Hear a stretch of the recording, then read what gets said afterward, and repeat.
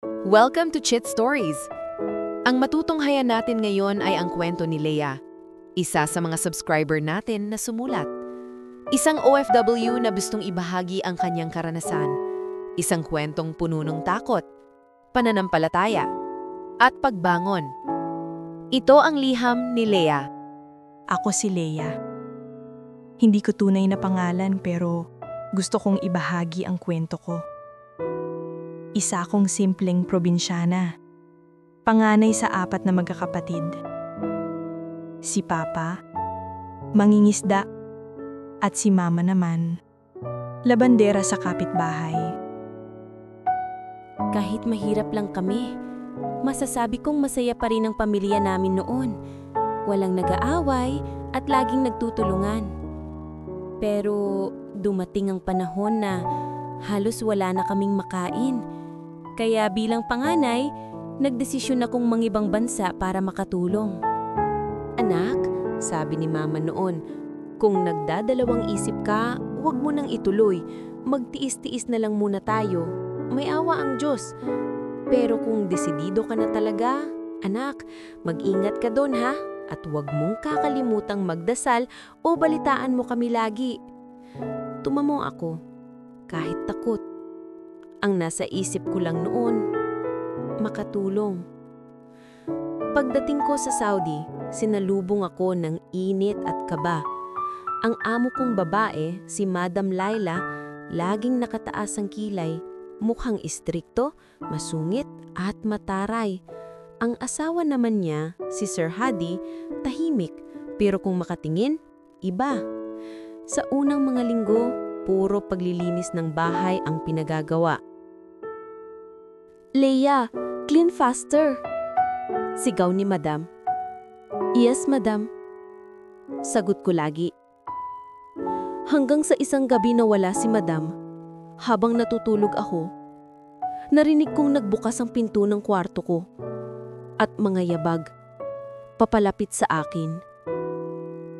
Bumangon ako. Nakita ko, si Sir Hadi. Bago pa ako makasigaw, "Be quiet!" Bulong niyang pagalit. Nanginig ako, natakot, at sinubukan kong lumaban. Hanggang sa tuluyan akong manghina. Malakas siya. Hindi ko kinaya. Napaiyak ako. Wala na akong nagawa. "Don't tell anyone," sabi niya, at tuluyan nang nilisan ang kwarto ko. Kinabukasan, pinilit kong maging normal, na parang walang nangyari. Tahimik na nagtrabaho at pinipigilang umiyak. Lumipas ang mga gabi, at naulit muli ang lahat.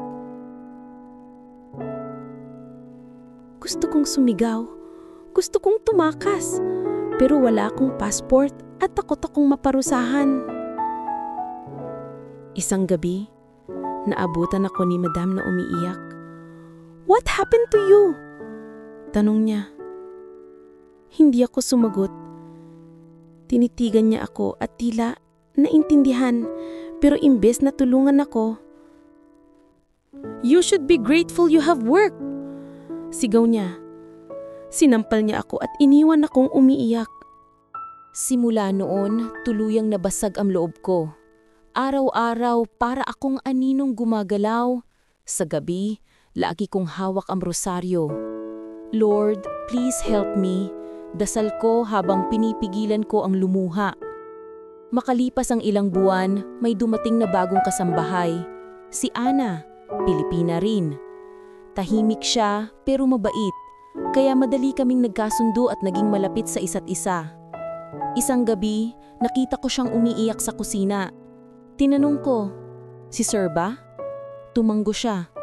Naninginig. Bigla akong napayakap sa kanya. Ahawang-awa. "Bakit kailangan mangyari to sa amin, Lord?" Taimtim kong sabi. Lalo akong tuluyang natakot. Hindi na lang para sa sarili ko, kundi para rin sa kanya. Kaya nagplano kami. Gusto naming magsumbong o tumakas. Pero bago pa namin magawa, bigla akong tinawagan ng agency. "Leia, You will transfer to a new employer, sabi nila. Napaiyak ako. Sa wakas, makakaalis na rin ako sa impyernong iyon. Nang araw ng pag-alis ko, niyakap ako ni Ana. Leia, buti ka pa, sabi niya. Darating din ang araw mo, sagot ko, pilit na nakangiti. Pagdating ko sa bagong amo, nagulat ako. Isang matandang babae ang sumalubong. Si Madam Farida. Tahimik, mahinahon, at may mabait na mga mata. Welcome, Leia, sabi niya. Here you work, but you rest too. Doon ko naramdaman ang ginhawa. Binigyan niya ako ng sariling kwarto. May TV, may ventilador, at may oras ng pahinga. Hindi ako tinatarayan o pinapagalitan man lamang. Trinato niya ako ng maayos. Tuwing gabi, habang nakahiga ako, pinagdadasal ko ang rosaryong lagi kong hawak. Thank you, Lord. Bulong ko. Hindi ko alam kung paano, pero narinig mo ko. Lumipas ang 2 taon. Dumating na ang araw ng pag-uwi ko. Habang inaayos ko ang maleta, lumapit si Madam Farida. You are a good woman, Leia, and strong. Ngumiti ako. Thank you for everything, Madam. Sagot ko. Paglapag ko sa Pilipinas, parang sumalubong sa akin ang hangin ng tahanan. Nakita ko si Mama, nakatayo sa labas ng arrival gate. Tumakbo ako papunta sa kanya. Ma! Anak! Niyakap niya ako ng mahigpit at doon ko naramdaman. Tapos na ang bangungot. Nakita ko rin si Marco, ang boyfriend kong matyagang naghintay. Tahimik lang siyang ngumiti. Welcome home, Leia. At niyakap ako. At doon, tuluyang pumatak ang luha ko. Pero sa wakas, luha na ng ginhawa. Makalipas ang ilang linggo, habang inaayos ko ang sari-sari store na pinundar ko, may mensaheng dumating sa messenger. Si Ana. Leia, sabi niya. Nasa ibang amo na ako. Mabait sila. Nakaalis na rin ako sa wakas. Salamat sa Diyos at sa tulong mo. Napangiti ako. Salamat, Lord, bulong ko. Dahil sa wakas, hindi lang ako ang nakalaya. Pati siya. Sa ngayon, masasabi kong medyo maalwan na rin ang buhay ng pamilya ko. Ikinasal na rin kami ng boyfriend ko at may sarili na rin kaming pwesto sa palengke at sari-sari store sa bahay. Minsan, naaalala ko pa rin ang mga nangyari. Pero, hindi ko na yon ikinahihiya. Ginawa ko na lang dasal ang bawat alaala. Dahil sa kabila ng lahat ng sakit, natutunan kong kahit gaano kadilim ang gabi, may araw pa ring sisikat. At sa bawat pagbangon, nandyan ang Diyos. Tahimik, pero laging tapat.